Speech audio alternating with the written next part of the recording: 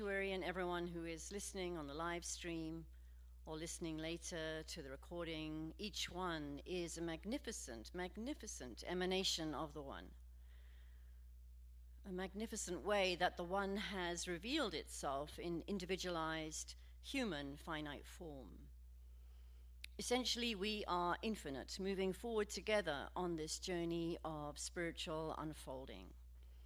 And I speak the word for our sacred service this day, knowing that the Spirit has gone ahead to prepare the way, knowing that everything has been most wonderfully prepared for each of us here to take a quantum leap in consciousness, declaring that Reverend Kimberly's message is not only a delight to our ears, but a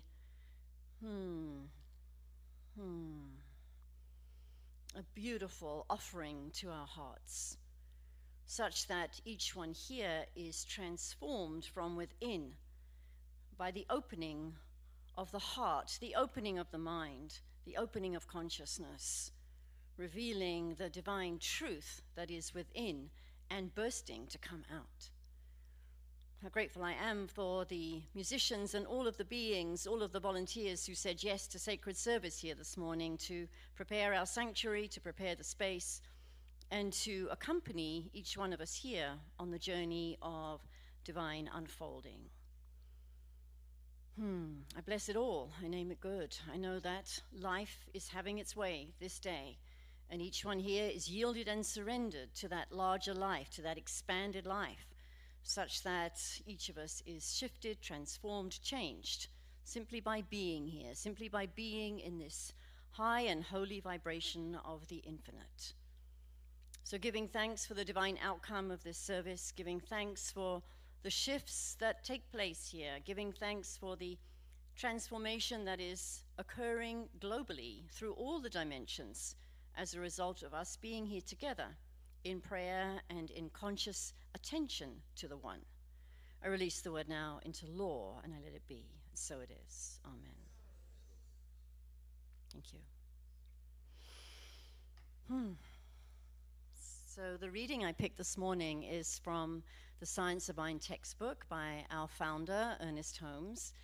And the reading is really more of a meditation or a prayer, so I'm going to invite you to close your eyes again and really take it in. I am a center in the divine mind, a point of God consciousness, a point of life, truth, and action. My affairs are divinely guided and guarded into right action, into correct results. Everything I do, say, or think is stimulated by the truth. There is power in this word that I speak, because it is of the truth, and it is the truth. There is perfect and continuous right action in my life and my affairs. All belief in wrong action is dispelled and made negative. Right action alone has power, and right action is power, and power is God, the living Spirit Almighty. This Spirit animates everything that I do, say, or think. Ideas come to me daily, and these ideas are divine ideas. They direct me and sustain me without effort. I am continuously directed. I am compelled to do the right thing at the right time, to say the right word at the right time, to follow the right course at all times. All suggestion of age, poverty, limitation, or unhappiness is uprooted from my mind and cannot gain entrance to my thought. I am happy, well, and filled with perfect life. I live in the Spirit of truth and am conscious that the Spirit of truth lives in me. My word is the law unto its own manifestation and will bring to me or cause me to be brought to its fulfillment. There is no unbelief, no doubt, no uncertainty. I know, and I know that I know. Let every thought of doubt vanish from my mind, that I may know the truth, and the truth may make me free. Thank you.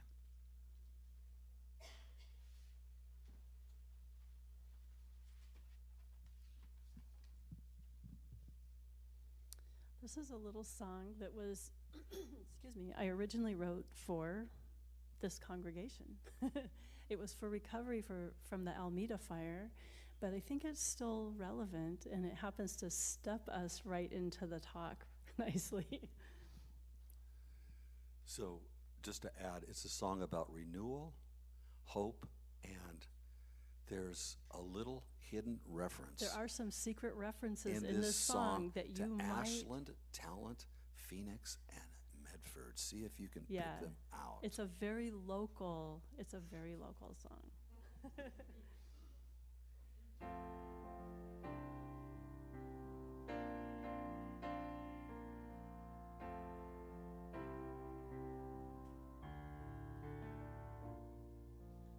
With a little love we make our spirits light. With a little luck we see the forest and the trees.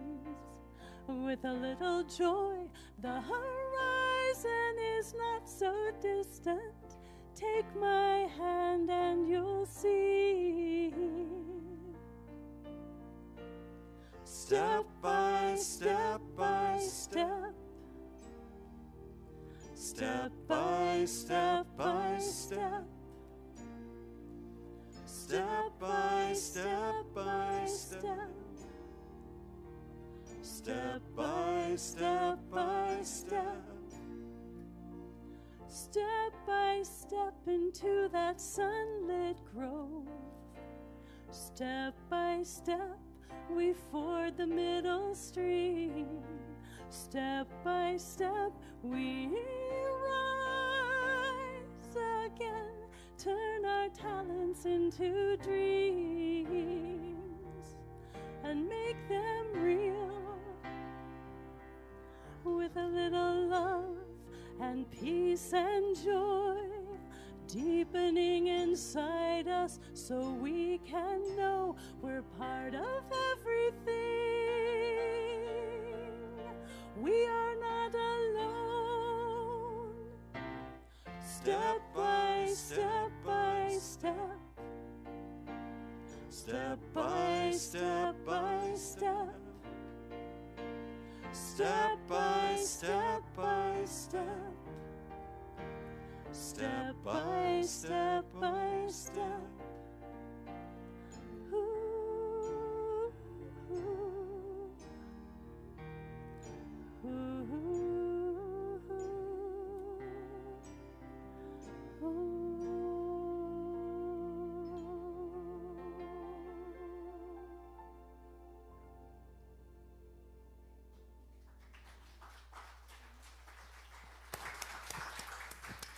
Beautiful, you two. Thank you. We're so fortunate to have these two and writing songs just for us. Did you catch that fording the middle stream for Medford? We're fording the middle stream. Fording the middle stream. So I'll give away the secret. The Sunlit Grove, that's the grove of trees. So Ashland was named after a grove of ash trees in, I can't remember which state, another state. Medford, the middle stream, the fording the stream. Phoenix, we rise again, turning our talents into dreams. That one's pretty obvious. But it's all, but the names of these towns, they can evoke qualities that we need. Beautiful. And it's also, the song is just like going on a walk through a beautiful place. Aw, nice. And fits with our theme, which is one step. Thank you. Thank you. So we are wrapping up our monthly theme, which has been the Awakened Way. And as a reminder, Suzanne Giesman, who wrote the book by the same title, she defines it this way. She says, the awakened way is the balancing of soul awareness, in other words, the awareness of our larger, true, eternal, spiritual being, the balancing of that with our human nature, which is limited. You know, it's physical, it's here. We need it to navigate Earth School, but it's not the truth of our expanded life. She said it's a shift from feeling dissatisfied and disconnected to being aware that we are part of an intelligent, creative, benevolent universe and that we are lovingly guided every moment. So we tend to use words, I think Rev Stephanie did use these words to describe the divine bigger life, omnipresent, omnipotent, omniscient, in other words, all everywhere present, all powerful, all knowing. This week in our Essential Earnest class, and I have his permission to share this, Chaz Brown came up with another omni. Sometimes we say omnibenevolent, which I love, because God is only benevolent, wants only the highest and best for all of its creation, is always there to support, to supply. But Chaz Brown came up with this one. God is omniamorous. Yeah, we kind of chuckled. And when I look up amorous, of course, it has sexual connotations. And I don't know that God is either sexual or not sexual. It's everything, right? But I loved the idea that God is omniamorous because it loves all of its creation, everything and everyone. And we're all part of it. As I've mentioned before, the Greeks believed that even the stones were in soul. So this omniamorous presence is a love that we can't quite understand. You know, in Genesis, in the creation story, as God creates each new thing each of the 7 days or each of the 6 days, remember, God pauses and it says, and God saw that it was good. It believes all of it creation is good. So I don't have to, but I've chosen to tell a little story on myself this morning because we're talking about the awakened way being aware, awake, conscious of our bigger truth of our lives. And this morning, I had not printed up, Rev Steph and I had not managed to print up a flyer for our prosperity class that's coming up in October. And so I was kind of fussing about how we'd get that done because my color ink is gone. You know, little problems, these first world problems, of course. But Viv came to me this morning very kindly and said, I live with Viv, my friend, she said, and our former administrator. She said, why don't I take your computer and I'll print up the flyer? I said, great. So off she goes with the computer, and I'm finishing getting ready, and I sit down to like go over my talk and print my talk, and I don't have my computer.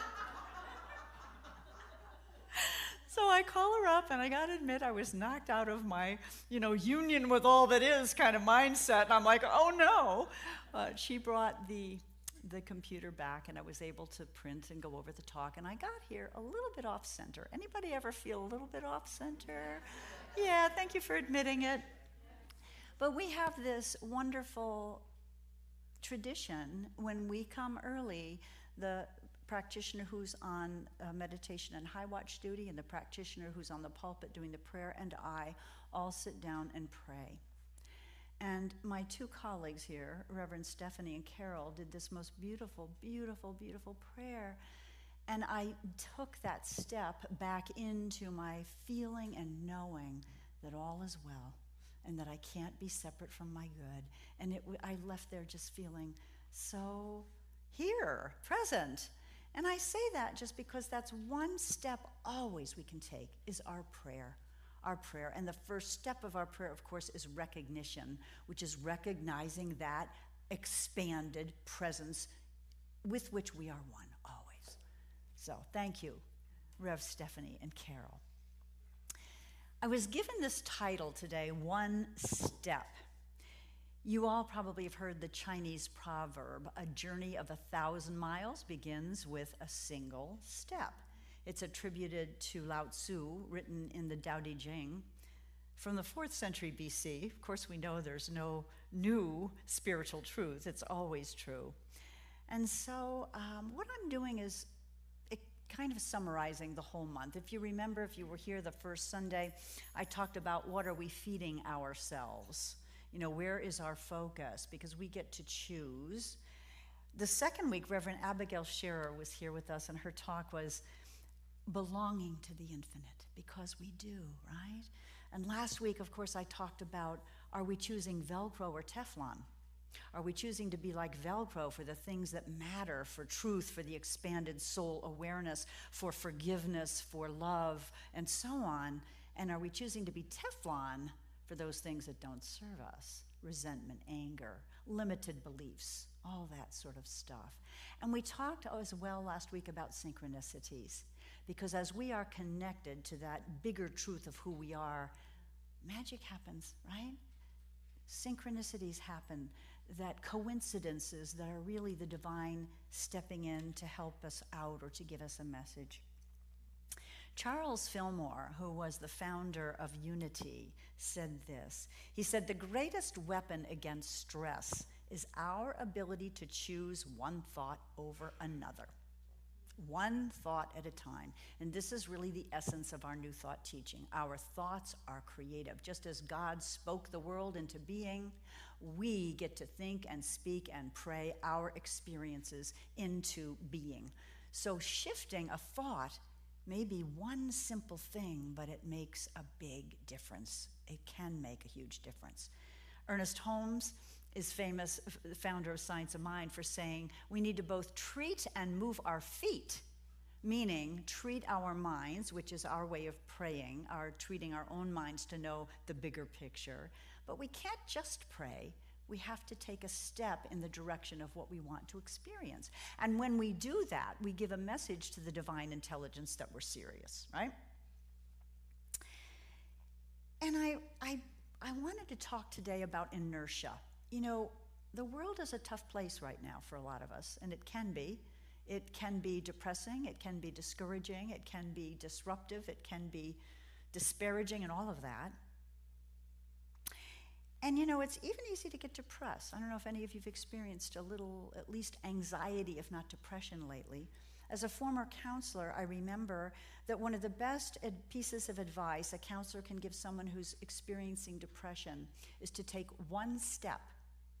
Because we get into that inertial place where we don't want to, you know, sometimes we can't sleep, we can't eat, or we sleep all the time and eat too much to try to stuff feelings, and we become closeted, we get isolated. But taking one step, whether it's doing something kind for a neighbor, whether it's reaching out for prayer, volunteering, going for a walk in nature, one little step can begin to lift us out of that state. And I'm remembering something you've all heard. When a rocket ship takes off from the launching pad, it uses 80 to 90% of the fuel for the whole journey just in escaping Earth's atmosphere. So it's that first step that is sometimes difficult, sometimes takes a lot of energy, but it's so very important. Because we can, even in the midst of tough times and, you know, clashing times, angry times, we can remember the truth that we're one. We are not separate, ever, ever, ever. Oh, let's see, I hope I brought this quote. So as I prepared this talk, I remembered a quote. I was in the Huntington Beach Church of Religious Science years ago, where my sister was attending. She eventually became a minister too. And they had a beautiful bookstore. And I saw this quote from Goethe on the wall. Some of you may know it. And I wrote it down. I think I took a picture of it if we had cameras back then. I'm not sure we did in our phones. And I want to read it to you because I think it's very true and very powerful.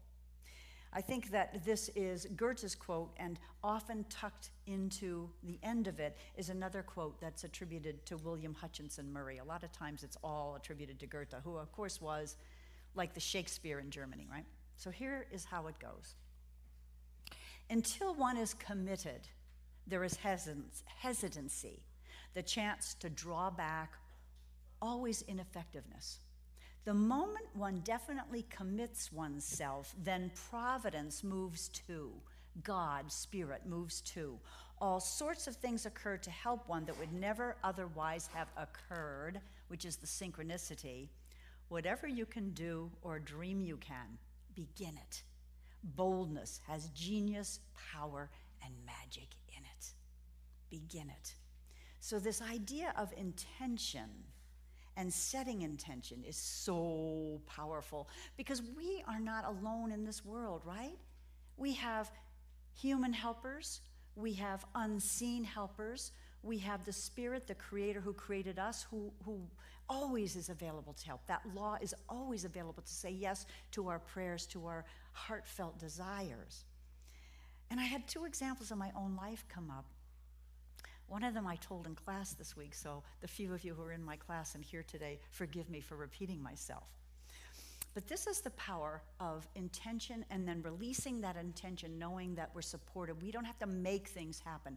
When we pray, it's not up to us to make it happen. We have to have faith take steps as we're guided, that's all, right? So I had been for 5 years, 5.5 years, the counselor in the upper school at Phoenix Country Day School. And one year, at the very end of the school year, I was in my good friend Gigi's classroom. She was the French teacher. I used to teach French in another life, way back when.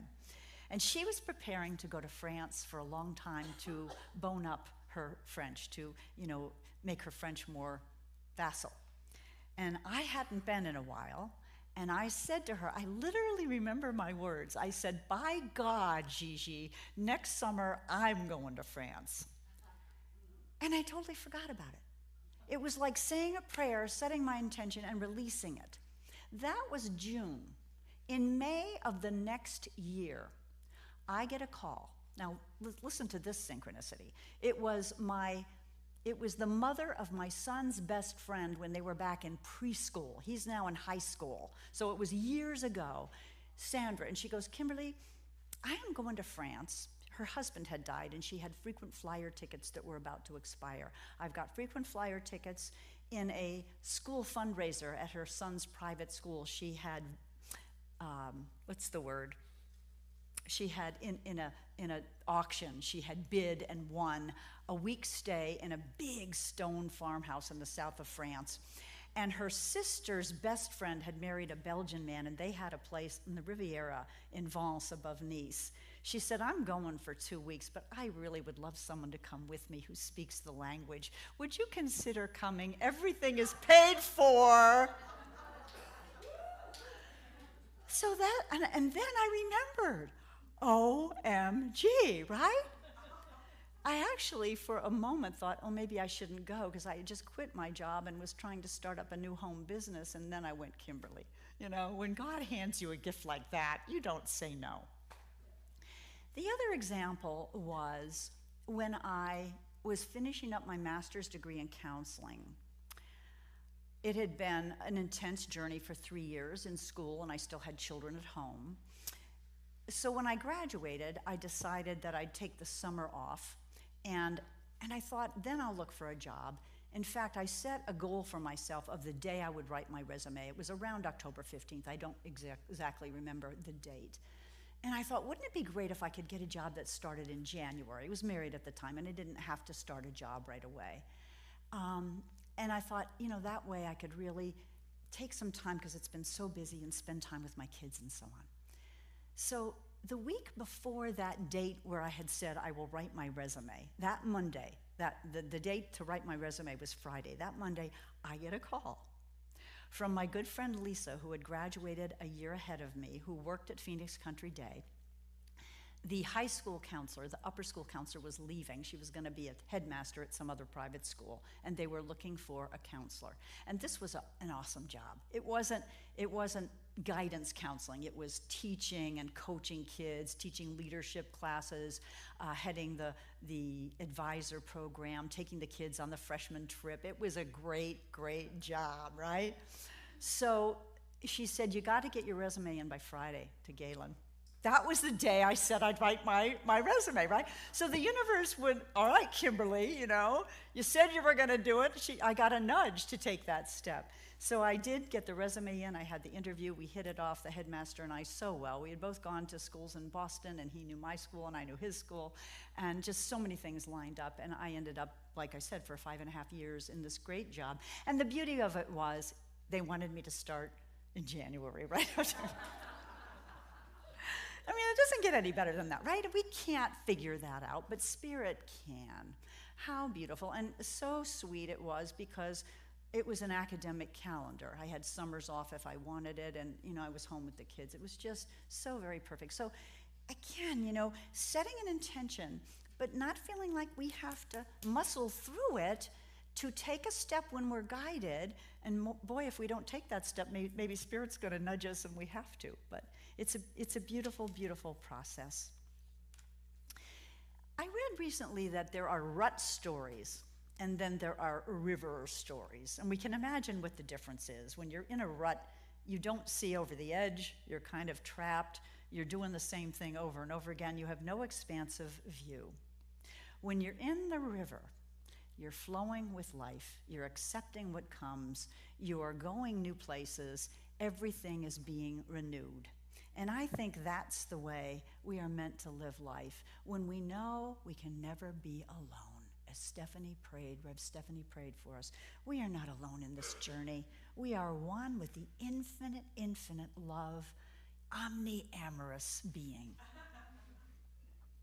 Again, Charles Fillmore said, "The mind of the Spirit will guide you in perfect ways, even in the minute details of your life, if you will let it do so." It will guide us in the minutest ways here on earth and while we're in earth school. Anybody ever have a gut feeling, an intuition, which we believe is the voice of God within, and ignore it and regret it? Anybody? Hell no. I'm so glad you never ignore it, Melanie. I am not so evolved. So many people get knocked up over the head. I don't want to happen to me. Thank you. That's true. We get the universal 2x4 if we don't listen. Well, this week, my car is up for registration around your birthday. Is that what happens around your birthday? Anyway, my car's up for registration, and it is my year to get my car smog checked. So I was heading off to the smog station to get it checked, and I'm checking my list of items I have to bring, the form they send you, your driver's license, etc. And I had this niggling, Kimberly, you should bring your checkbook. And I second thought that niggling, and I read the instructions, and it said you could pay by cash, check, debit, credit card. And I thought, I don't need my checkbook.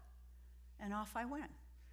When it was finally my turn, it wasn't a long line, to pull into the garage where he was going to hook my car up to the smog checker, he said, "Did you see our sign that our credit debit card is out of order?" I said, "No, I didn't."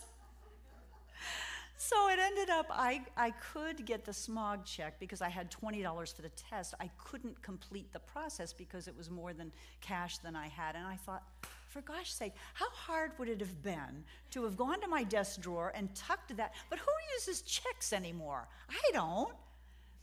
So when I came home, I had to go online, pay the fee, enclose the snail mail is another thing I don't usually use. I had to enclose the test and mail it off to whatever DMV, and I did get it back. But again, it's little things. You remember what Fillmore said? Even in the minute details of our lives, Spirit will guide us. But we got to listen and we got to follow. And I hope I don't get too many more reminders. I really hope that I learn. So there is a beautiful process in Suzanne Gieseman's book, The Awakened Way. There's so many beautiful processes. But this one, I believe she called the human-soul dial. So in terms of taking one step, when we get off track, off center, which we will do, by the way, I believe even the most awakened among us, even the most aware among us, here's a great story.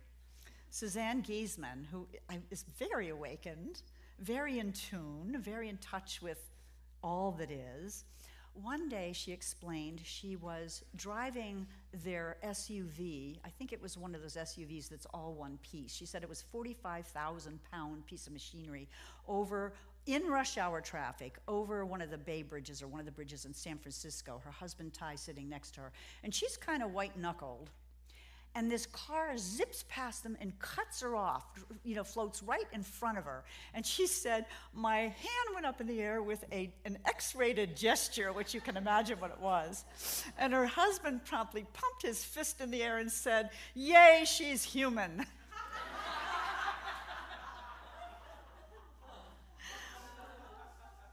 So when that happens to us, when we kind of forget that we're more than just human and we behave like just humans, what are the steps we can take? Here is a process that I've used this week and I really love. Imagine a dial, and instead of a gas gauge where E is for empty and F is for full, imagine H for human and S for soul. And you just take a moment and you breathe some of those deep, slow breaths that we've been using lately. And you try to discern where on that dial you are in that present moment. How much are you involved? And we have to be involved. I mean, we have egos, and we're here at Earth School for a reason. We're not supposed to not pay attention. But how much are we balanced in the middle between being aware of our human condition and being aware that there's more than being only human? Or are we totally involved, like I was when I realized I didn't have my computer this morning with me?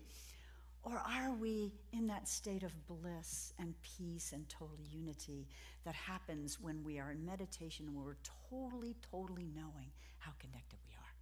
And just taking that minute to sense where we are, and then take one step. If we need to be more one or the other, maybe we need to pay more attention to balancing our checkbook, which is fine. But what's one step we can take? Because I believe when we take one step, we surmount that feeling of inertia, and we're on the road to where we need to be, and we are helped in that process. I read a little story this week. It is an old tale about a young man who was setting off on what I might call a vision quest on his own for the first time.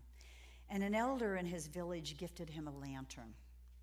Well, the lantern wasn't really bright. It was only bright enough to illuminate the first step in front of him, and he couldn't see the rest of what was around. So he set off for several days and several nights, and he was kind of annoyed at first because it really would have been nice to have been able to see what was ahead. But by the end of the journey, he came to appreciate the fact that because he could only see one step at a time, he was present in this moment. He saw, his senses were alive to what was here now. He heard the birds singing, and he simply trusted that the path ahead would unfold. I love one of my favorite scriptures is Proverbs 3:5. Trust in the Lord with all your heart, and lean not on your own understanding. In all your ways acknowledge him, her, and she will make straight your paths. There are no wrong turns. There are no dead ends in life. There just aren't. We think sometimes there are, but our challenges, as we all know here, can easily become opportunities. It's sometimes opportunities for growth, and maybe not always fun, but in the end, they turn out well for us.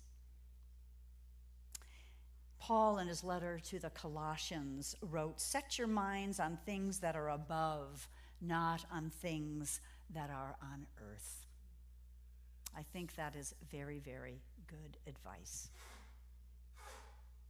Yeah.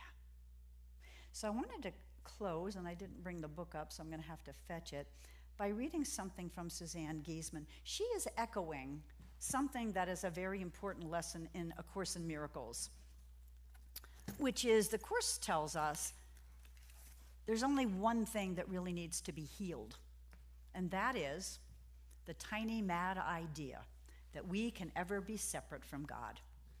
Isn't that wonderful? This is what Giesman says. You recognize that life in human form comes with challenges that you previously labeled problems.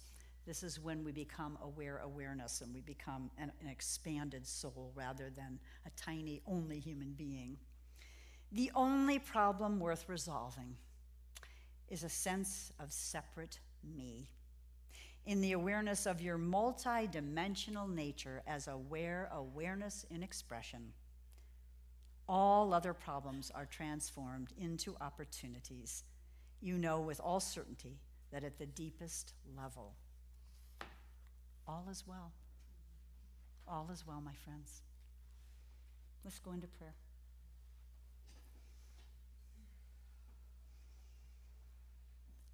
So I once again turn my attention to my soul experience, the expanded experience, knowing that there is a presence, a power, a source of all that is, an infinite intelligence, an omni-amorous, omnipresent, omnibenevolent, omnipotent, omniscient being that walks with us, as us, through us, breathes us. We are never alone.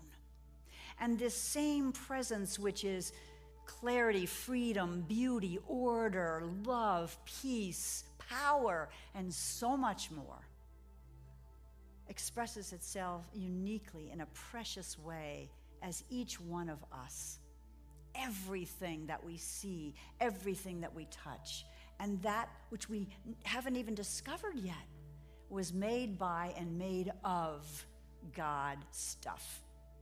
There is nothing but the divine. So not only can't we be separate, we are never alone, but this presence, this power loves us so much. It responds to every thought. It responds especially to the predominance of our thoughts. And so my prayer today is that we remember always to take one step forward, even when things get tough, knowing that any problem, any challenge is an opportunity. And the one step perhaps is to reach out for prayer, as I did this morning. Perhaps it's becoming a benevolent presence for someone else. Perhaps it's coming to a service like this, which you all did today. Congratulations, you've done your one step for today. But one step to overcome that inertia when we begin to forget who we are. I believe those who are deciding to take a step to become a member here are also committing to an ongoing practice of taking that step of being in spiritual community where we remind each other of who we are. We remind each other of the expansive truth of who we are as souls, not just human beings, not just physical beings in a temporary biodegradable meat suit, as Jean Houston liked to say. How good it is to remember who we truly are, whose we truly are. How good it is to be among folks who will help us remember when we forget. And how good it is to have the tools to take that step forward and allow the path to be illumined, for it will be always. God is right there. I give thanks. I give thanks for what we've learned together this month. I give thanks for this community, for those watching online. I give thanks to know this prayer, like all prayers, it was heard. It was answered already in the mind of the divine. We can release it and let it go. And we say together, so it is. Amen. All right, we've got a song for you by Gary Lynn Floyd and Jamie Lula about what happens when you start putting those steps together. We're never alone.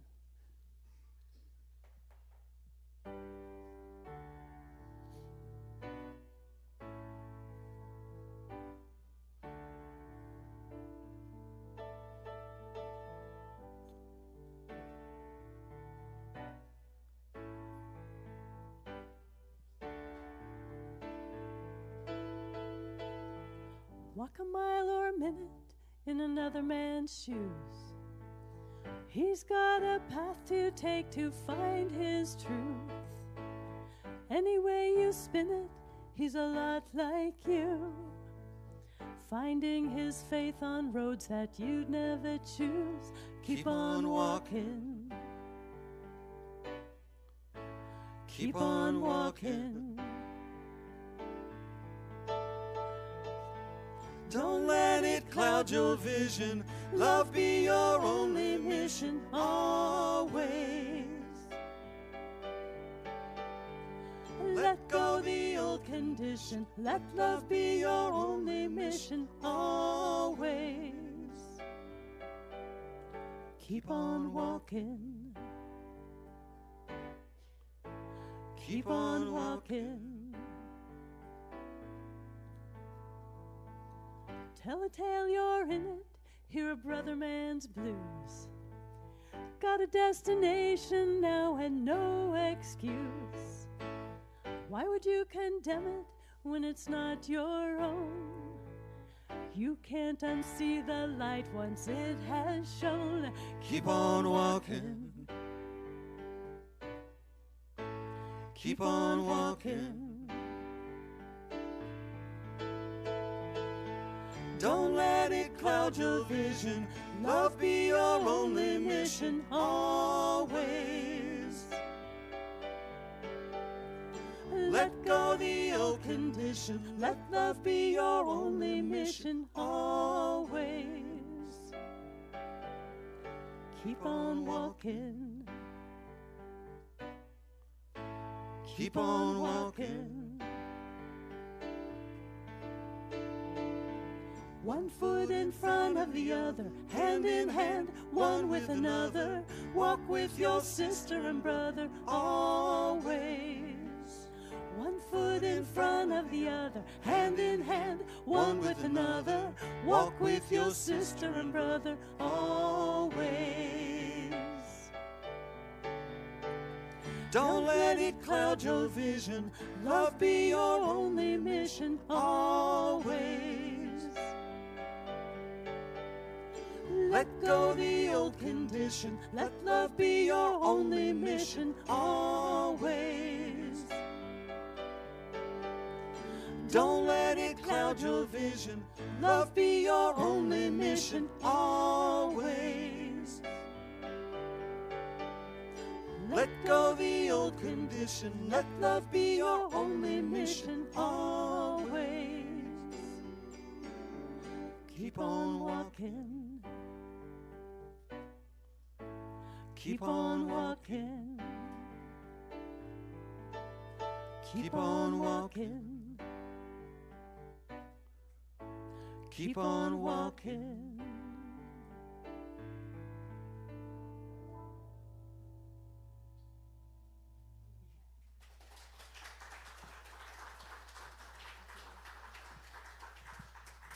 What a perfect song to go with the talk. Awesome. So I'm going to invite our ushers forward. Will and Patricia, thank you so much. Time now to have our offering. Thanks, as always, to all of you who have continued to support us online or on Sundays. We are so blessed. There are envelopes behind the purple chairs should you need them for cash, and our affirmations up on the screen. You ready?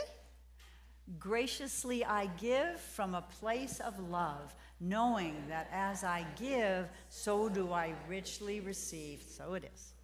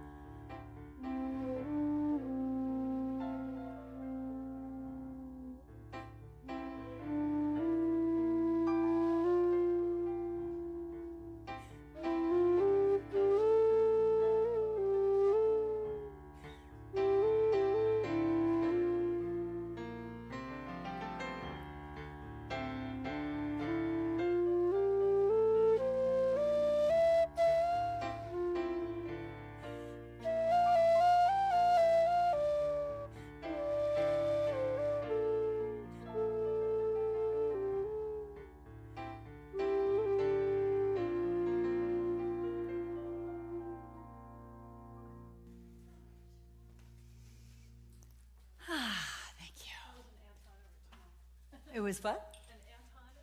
An Anton original. I wrote that back at Unity Village. Aw, sweet. What a place to be inspired.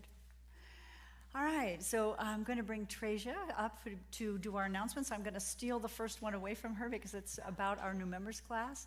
We're going to go have a snack, thanks to Michael Sunday, and have some fellowship time and have a bite to eat, and then we'll meet back here for about 90 minutes. If you didn't sign up, no worries. Come if you'd like to just hear a little bit about our New Thought tradition, have any questions answered, meet our practitioners and some of our board members, and and learn what membership is all about. Those who decide to become official members will have a little welcoming ritual during service next week. So take it away, Treja. All right, thank you. Good morning, everyone. And this is just a wonderful community to walk with on this journey. So many great things happening here. So this week, the men's group, Tai Chi, Poetry as Spiritual Practice, and Miracle Makers will all meet at their usual times. And as Reverend Kimberly mentioned earlier, in October we'll be exploring the principles of prosperity under the theme Adventures in Faith. Reverend Stephanie and Reverend Kimberly will be offering a prosperity program on Facebook beginning October 1st. And Reverend Stephanie has a few more details to share with you about that. So good morning again. So we're going to be starting our prosperity program October 1st, this Wednesday. We're doing it on Facebook, and the reason is that we can go further together than we can alone. So the book that we're using as the basis for our program is Creating Money by David Voda. If you want to do the program, please order the book. Right now it's only available on Kindle. The paperback seems to have run out, so it's about $4 on Kindle. And the program costs $30, so that's for 30 days. So guess what? Do the math, $1 a day, that's all. And you can be part of this prosperity program. Every day we're going to work through the lesson in the book. So you get to participate on Facebook, you get to receive prayer, you get to ask for prayer, you get to pray for your fellow community members who are going through the program with you. And the intention is that we prosper each other, we prosper together, and we prosper our community. Who's interested? Let me see. Good. Okay. There's a sign-up sheet out there in Bosworth Hall and a flyer with the directions. So I want you to pay on the website and then let me know that you've paid, and then I'll get you into the Facebook group. The Facebook group's already open, so we can start getting to know each other and setting our intentions right now. Thank you very much. Do you want to say anything about your special gift? Or Oh, yeah. Yeah. The bonus gift. So if you join the group, it's only $30 to join the group. But if you post every day and work through the program every day, the bonus at the end is a $125 worth session with me. So I charge $125 when I do practitioner sessions, and that will be a complimentary session for you if you work through the program. So is that a good deal or what? Okay, thank you. It's a very good deal. Thank you. Well, I didn't know we could do it, but let's create some money. I like that idea. Right? Oh, wait a minute. We're not going to charge it. All right. So next Saturday, October 4th, is Ashland's Gay Pride Parade at 10 a.m. We have a banner prepared and would love to have a group from our center join the march. If you're interested, please sign up in Bosworth Hall. We need to meet no later than 8:30 a.m. across the street from the library, since the streets will close after that time. Please, if you have one, wear your CSL RV or Unity t-shirt. Also next Saturday, the Talent Harvest Festival is happening from 10 a.m. to 4. If you'd like to attend with the Travel Club, please see Ellen Michaels. Ellen, raise your hand. There she is. By the way, Travel Club has lots of fun things happening. Talk to Ellen, she'll give you the scoop. All right, so the Ladies Shopping Spree fundraiser with Jan Bertagia at Shoe Fly, Oregon in Grants Pass is happening Friday, October the 10th. Jan gives us a 10% discount on new fall fashions, clothes, and shoes. By the way, she's got great stuff. And she donates 10% of all of the purchases back to the center. Please sign up for that in Bosworth Hall, as carpools will be arranged. Beloved New Thought musical artist Karen Drucker will be with us on Sunday, October the 12th, as guest, as guest speaker and musician. She will also offer a concert after the service. Tickets will be available at the door, or you can purchase them now on our website. Go to Donate Pay, there's a button up there. Scroll down to events, type in Drucker Concert. We're asking for a love offering of $20 to $30 for the fundraiser, with proceeds split 50-50. Please invite your friends and family. For all other events, please see our weekly e-newsletter. If you don't receive it by email, Printed copies are available on the information table there in Bosworth Hall, a very happening place here. You can also sign up for the e-newsletter there on our website or by emailing cslroguevalley@gmail.com. There is one prayer box at the back of the sanctuary for CSL and Unity. It is our joy and delight to hold you in prayer, so please put your prayer request forms into that box. Prayer request forms are found on the backs of the purple chairs. And I think that's my whole gig. All right. Doesn't she rock? Let's give her a little love. Awesome. Thank you, Tracia. I just want to reiterate about the Gay Pride Parade. We have a lot of people who aren't available that normally would do these types of events. So if you're interested, you might want to come up to me too, because I need a couple people to take point on this. I actually have a class that morning and I'm not able to be there. We have a banner and we need 2 people to hold the banner in March. So I'd love us to be there if there's enough interest, so let me know. And I'm going to invite our ministers and practitioners in the room to come on up front. Let's remember, one step you can take, if there's anything heavy on your heart for yourself, for your loved ones, for the world, please think about coming up and spending 5 minutes with one of these prayer practitioners so they can know the expanded truth for you and lift your heart. As we prepare for our closing song, don't forget, I'll meet you in here around 12 or so for the new members class. And let me reiterate my probably favorite Bible passage for our benediction. And I'll do the Divine Mother version. Let's remember this week to trust in the Lord with all our hearts and lean not on our own understanding. In all our ways, let's acknowledge her, and she shall direct our paths. And so it is.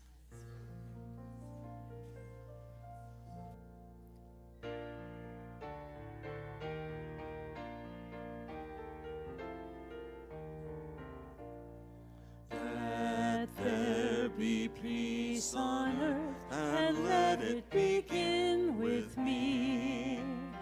Let there be peace on earth, the peace that was meant to be, with God as creator, family all are we.